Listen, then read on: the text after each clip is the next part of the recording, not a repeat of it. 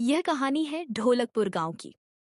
उसी गांव में आकाश नाम का एक आदमी रहता था, जो एक छोटे से ठेले पर समोसे बेचा करता था। उसके समोसे और लाल वाली चटनी बहुत स्वादिष्ट लगती थी। आकाश भगवान शिव का बहुत बड़ा भक्त था और रोज मंदिर जाकर पूजा करता था। वह अपने ठेले पर गरीबों को मुफ्त में भी समोसे खिलाया करता था। आकाश दिल का बहुत ही अच्छा इंसान था। आकाश के ठेले के सामने ही आदमी की एक छोटी सी समोसे की दुकान थी। सूरज बहुत ही घमंडी था। आइए, आइए, सूरज के हाथों के गर्मा गर्म समोसे खाइए। सूरज की दुकान पर ग्राहकों की बहुत लंबी लाइन लगी रहती थी, लेकिन आकाश के ठेले पर सिर्फ मक्खियां ही घूमती रहती थीं। आइए भैया, आइए, गर्मा गर्म समोसे खाइए। भैया, आपको दूं क्या? ये समोसे बहुत स्वादिष्ट हैं। लेकिन वह कुछ कर नहीं पाता। ग्राहक उसके यहाँ बिना कुछ खाए, बिना कुछ बोले ही वहां से चले जाते। यह सब देखकर आकाश बहुत उदास हो जाता। हे शिव जी, मेरी मदद करो।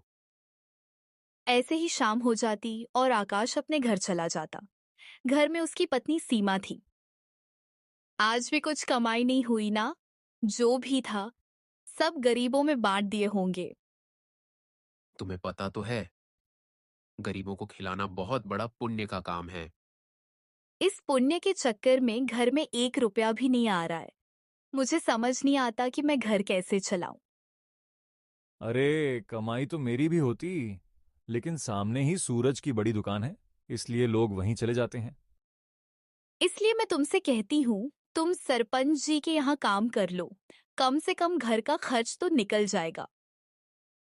देखो, मेरे पिताजी और दादाजी दोनों ही समोसे का ठेला लगाया करते थे और लोगों का पेट भरते थे। लेकिन मैं भी समझता हूं, अगर काम ऐसे ही चलता रहा तो मुझे ठेला बंद करके कोई दूसरा काम ढूंढना पड़ेगा। जब से मेरी शादी हुई है, तब से मैं यही सुनती आ रही हूँ। तुम देखना सीमा, एक दिन भगवान हमारी जरूर सुनेंगे और हमारे भी अच्छे दिन आएंगे। तुम बस झूठी उम्मीदों में जीते रहो। कुछ नहीं होने वाला। मैं कल ही अपने मायके चली जाऊंगी। यह बातें सुनकर आकाश पूरी तरह टूट गया। हे भगवान, ये सब आप देख रहे हो ना, मेरी मदद करो। अगले ही दिन उसकी पत्नी घर छोड़कर मायके चली गई। आकाश बस दुखी होकर उसे जाते हुए देखता रह गया। सुबह सुबह वह गांव की किराने की दुकान पर पहुंचा। कालू भाई, जरा मुझे बढ़िया वाली मैदा और आलू दे दीजिए। अरे आकाश, मैदा और आलू के दाम तो आसमान छू रहे हैं। और सुनो, आज चीनी का भाव 50 रुपए किलो हो गया है। अरे कालू भाई, क्या बोल रहे हो? पिछले हफ्ते ही तो मैंने आपसे मैदा ली थी, तब तो भाव 40 रुपए किलो था, और आज 70 रुपए किलो। ये कैसे हो गया? वो क्या है ना, जो कंपनी ये सब बनाती है वही दाम बढ़ा रही है। देखो आकाश, तुम मेरे पुराने ग्राहक हो, इसलिए तुम्हें सच बता रहा हूं। मेरे पास थोड़ी पुरानी मैदा रखी है, जो थोड़ी सी मिलावटी है। अगर तुम कहो तो मैं तुम्हें वही सही भाव में दे दूं। वैसे भी समोसे में अच्छा आलू डालोगे तो बनाने के बाद किसी को पता भी नहीं चलेगा। नहीं नहीं नहीं भाई, मेरे ग्राहक मेरे लिए भगवान की तरह हैं। मैं उनके साथ धोखा नहीं कर सकता। मैं कोई भी खराब चीज इस्तेमाल करके अपने ग्राहकों को धोखा नहीं दूंगा। देख लो आकाश, जैसी तुम्हारी मर्जी। मैं तो तुम्हारे भले के लिए ही कह रहा हूं। कोई बात नहीं भाई, मैदा का भाव बढ़ा है तो बढ़िया ही दीजिए। आप मुझे 2 किलो अच्छी मैदा और 1 किलो आलू तौल दीजिए। मुझे पता है आकाश, तुम अपने सामान में कोई घपला नहीं करते। मैं जानता था कि तुम मिलावटी मैदा का इस्तेमाल नहीं करोगे, लेकिन भाई, अगर थोड़ा मुनाफा नहीं करोगे तो घर कैसे चलाओगे? तभी उसकी दुकान पर पड़ोस का दुकानदार सूरज आ जाता है। कालू भैया, मैदा और आलू का क्या भाव है? अरे सूरज भैया, आज मैदा का भाव 70 रुपए किलो है। अरे कालू भैया, हमें बढ़िया वाली मैदा नहीं चाहिए। आपके पास वो मिलावटी मैदा है ना, जो पिछली बार दी थी वही दे दीजिए। हाँ हाँ, वो भी है।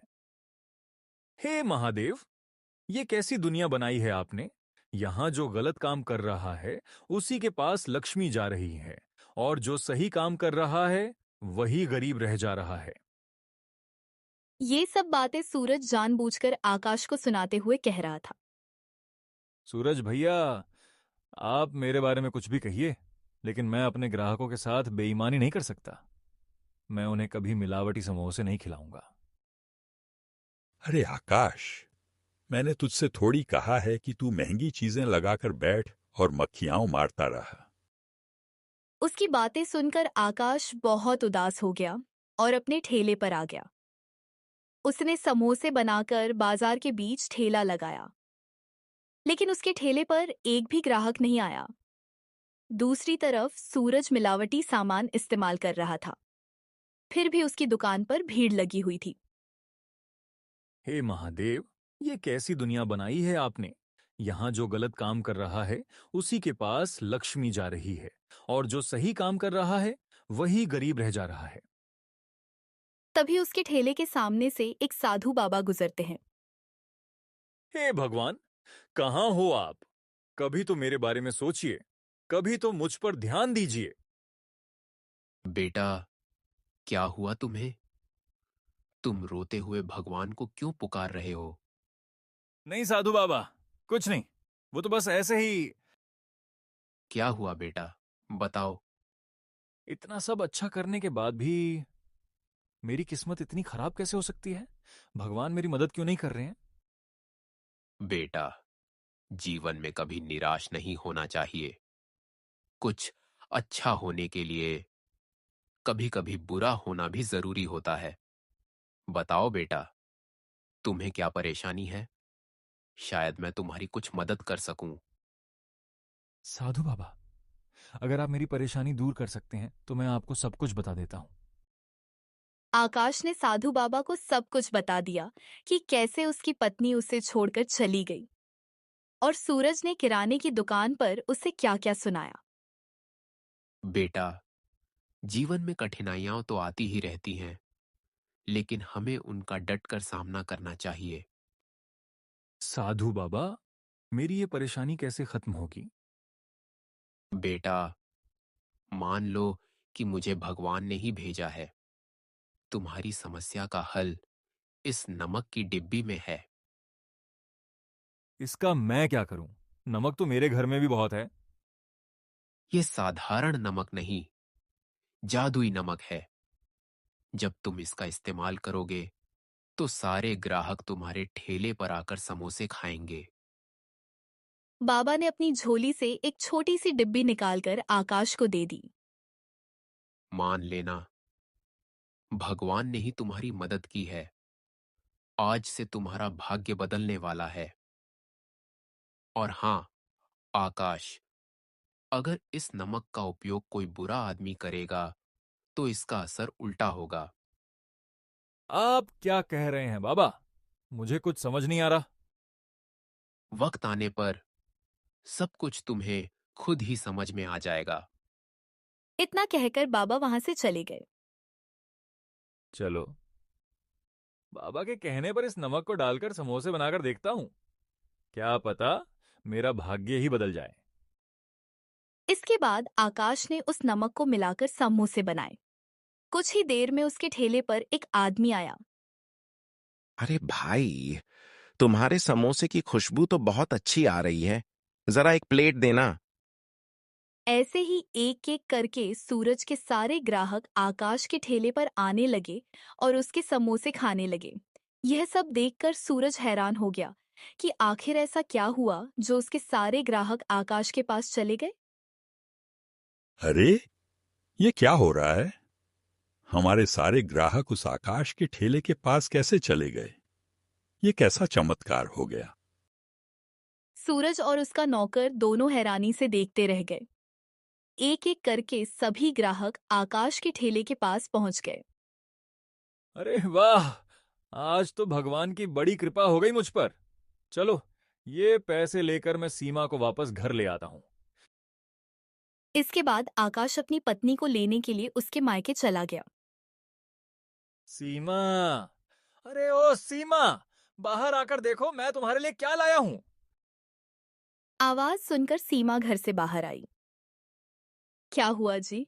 ऐसे क्यों चिल्ला रहे हो? ये देखो, आज मैंने इतने सारे पैसे कमाए हैं।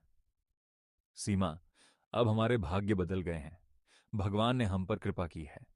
ये सारे पैसे मैंने सिर्फ समोसे बेचकर कमाए हैं। सच में? ये कैसे हो गया? आज तक आपने इतने पैसे कभी नहीं कमाए। मुझे तो अपनी आंखों पर विश्वास ही नहीं हो रहा। अरे, कहते हैं ना, भगवान जब भी देता है छप्पर फाड़ कर देता है। लेकिन ये हुआ कैसे? तब आकाश ने सीमा को पूरी बात बता दी। जब तक उस बाबा का दिया हुआ नमक हमारे पास है, तब तक हमारी बिक्री बहुत अच्छी होती रहेगी। चलो, भगवान ने आखिर तुम पर कृपा तो की। इसके बाद सीमा उसके साथ घर वापस आ गई। अगले दिन जब आकाश ने ठेला लगाया तो उसका ठेला ग्राहकों की भीड़ से भर गया। भाई, कल तुम्हारे समोसे खाकर तो मजा ही आ गया।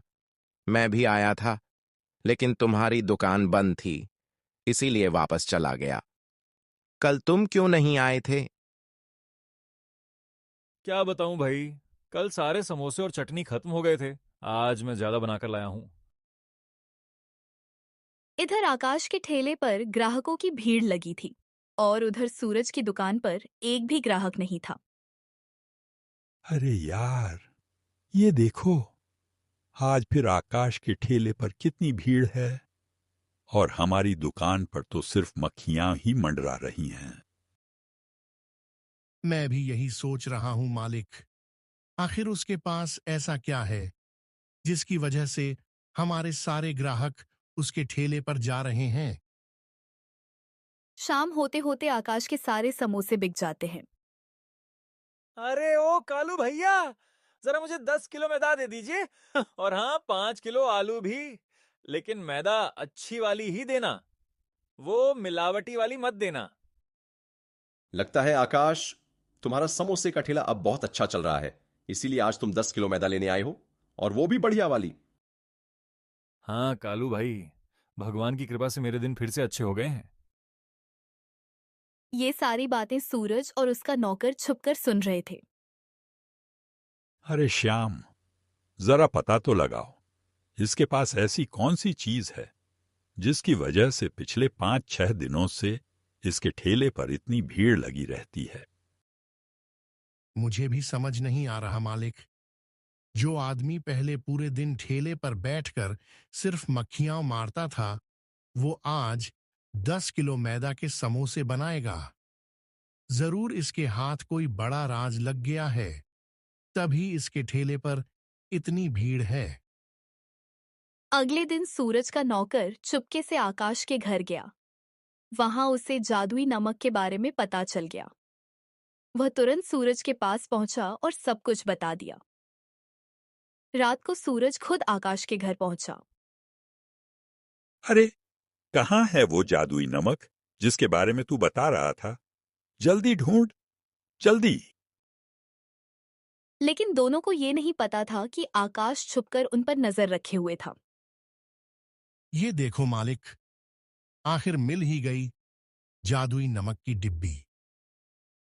चल, जल्दी चल, कोई देख लेगा तो सारी मेहनत बेकार हो जाएगी। दोनों उस नमक की डिब्बी लेकर वहां से भाग गए।